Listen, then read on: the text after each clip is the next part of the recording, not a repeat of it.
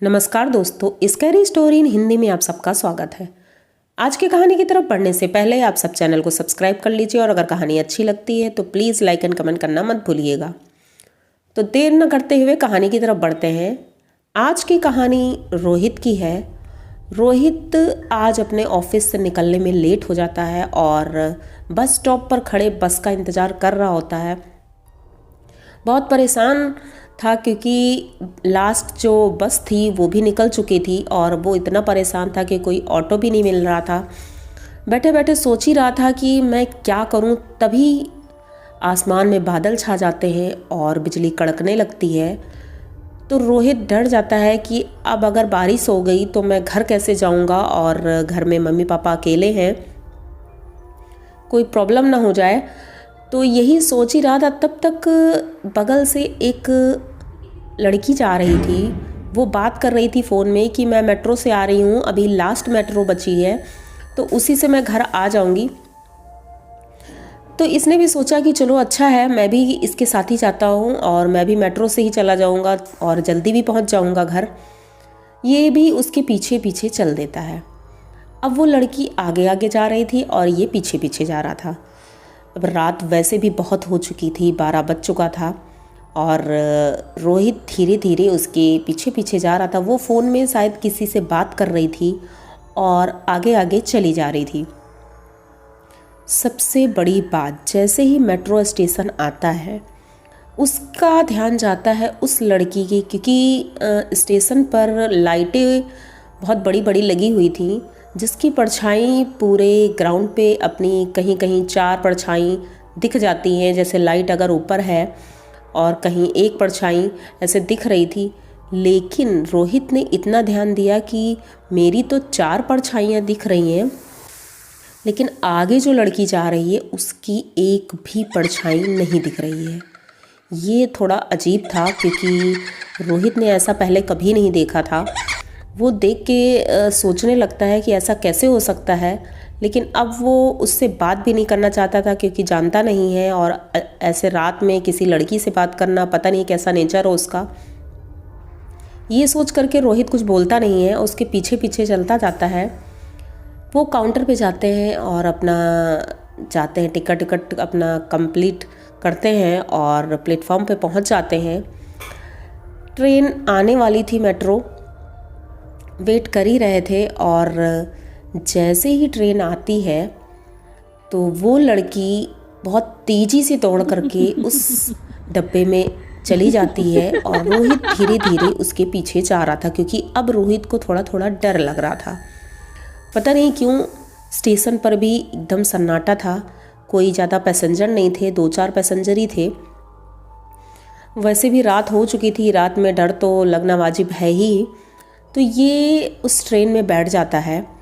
उस कंपार्टमेंट में और कोई भी नहीं था, सिर्फ वो लड़की थी जो दरवाजे के पास ही खड़ी थी और मुझे तो सीट मिल गई थी तो मैं बैठ गया था। अब ट्रेन चल देती है वहाँ से और रास्ते में जैसे ही थोड़ा आगे बढ़ती है ट्रेन, एक स्टेशन पर मेट्रो रुकती है और वो लड़की वहीं दरवाजे पर खड़ी होती है। एक आदमी चढ़ने की कोशिश कर रहा था, लेकिन पता नहीं क्यों वो जैसे ही दरवाज़ा खुलता है वो आदमी कुछ देखता है, उसके बाद वापस दरवाज़ा बंद हो जाता है, लेकिन वो आदमी ऊपर नहीं चढ़ता है।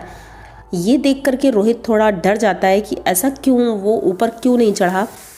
वैसे भी पूरी सीटें खाली ही पड़ी हैं। उसके बाद मेट्रो चल देती है वहाँ से। अब वो लड़की उसी दरवाजे के पास ही खड़ी रहती है। एक स्टील की रॉड होती है, रॉड पकड़ के वो खड़ी रहती है और पूरा चेहरा उसने ढक रखा था दुपट्टे से अपने, तो उसका फेस कुछ नहीं दिख रहा था, लेकिन उसकी आंखें दिख रही थी जो कि बहुत ही अजीब थी क्योंकि रेड कलर की आंखें थी जो चमक रही थी। अभी पहली बार ही रोहित ने उसको देखा था, उसकी आंखें देखी थी और डर के मारे रोहित की हालत ख़राब हो रही थी। जैसे ही थोड़ा आगे बढ़ती है गाड़ी, वो लड़की एकदम से हवा के झोंके की तरह आ करके उसके बगल वाली सीट में बैठ जाती है। रोहित देखता ही रह जाता है क्योंकि वो अभी दरवाजे के पास खड़ी थी और इतनी जल्दी वो आई है और उसके बगल वाली सीट पर बैठ जाती है। रोहित से कहती है कि आप कहीं जा रहे हैं, कहाँ जा रहे हैं? तो रोहित बोलता है मैं अपने घर जा रहा हूँ, थोड़ा डरते हुए। और वो बोलती है अच्छा। और उसके बाद वो एक अजीब सी स्माइल करती है जो कि रोहित को बहुत ज़्यादा डराती है। वो पता नहीं कैसे बात कर रही थी, कैसे मुस्कुरा रही थी, ये अब रोहित नोटिस कर रहा था। रोहित का उस लड़की से बात करने का बिल्कुल मन नहीं हो रहा था क्योंकि वो इतनी अजीब थी। रोहित अपने फ़ोन में बिज़ी था और उसकी तरफ बिल्कुल भी ध्यान नहीं दे रहा था। पर वो लड़की घूम घूम कर रोहित से बात करना चाह रही थी और पता नहीं एक अजीब सी स्माइल कर रही थी जो कि रोहित बहुत ज़्यादा डर रहा था। थोड़ी देर बाद एक स्टेशन पर ट्रेन रुकती है और बहुत कम टाइम के लिए रुकी थी।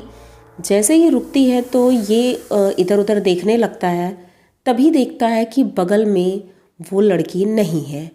अब ये देख कर के थोड़ा अजीब लगता है क्योंकि जैसे ही ट्रेन रुकी थी तो कोई उतरा नहीं था, क्योंकि उस कंपार्टमेंट में और कोई है भी नहीं कि अगर उतरेगा तो भीड़ में पता ना चले। तो आखिर वो गई कहाँ? अब इसके मन में ये तो था ही, क्योंकि वैसे भी उसका मन नहीं था बात करने का, लेकिन अब अगर साथ में कोई है तो इंसान देखता है ही।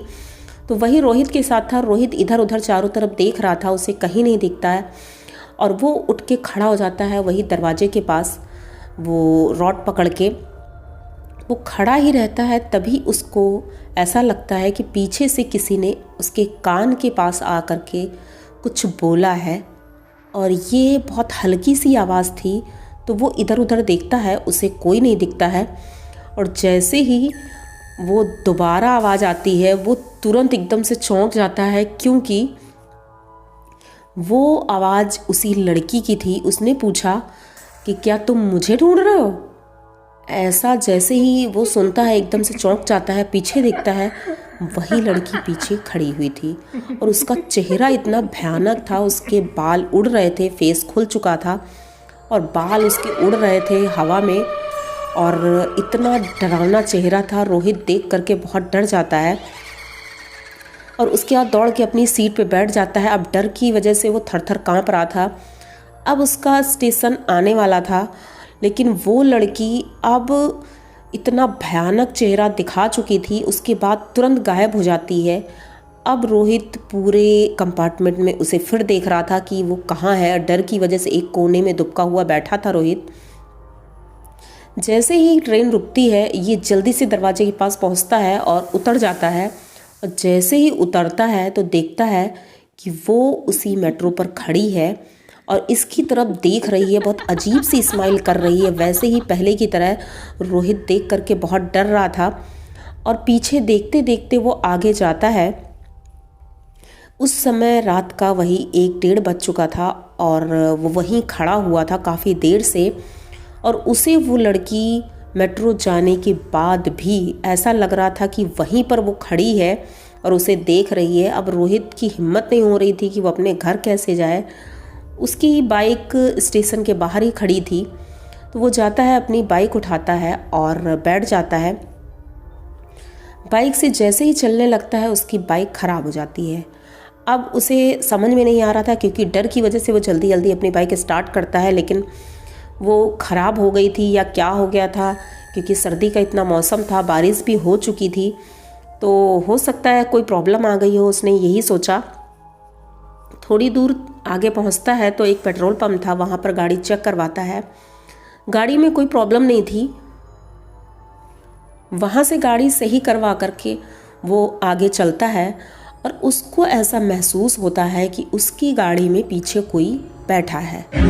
अब ये बहुत ही ज़्यादा अजीब था क्योंकि वो अकेले ही जा रहा था और अभी वैसे ही वो इतना डरा हुआ था कि घर पहुंचना उसके लिए बहुत मुश्किल लग रहा था। 2 घंटे का रास्ता कैसे पार होगा, ये तो बहुत ही मुश्किल था।